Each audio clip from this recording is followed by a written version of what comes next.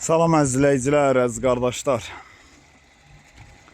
Əziz qardaşlar, buyurun baxın, bax belə 15 baş super erkək danalar satılır. Bordağa bağlanan mallardır. Yəni indən belə alıb bordağa bağlaya bilərsiniz. Ya yeriniz varsa çölə bıraxa bilərsiniz. Yəni heyvanlar təcili satılır, 15 baş heyvandır əziz qardaşlar. Ünvan da Beyləqan rayonu. Elə düz mərkəzin yanında. Yəni kim istəsə əlaqə saxlasın qardaş. Mallar da ha. Göz qabağındadır da mallar. Yəni super danalar da, super. Hamısı görürsünüz sağlam, ot yeyən mallar. Kim istəsə əlaqə saxlasın.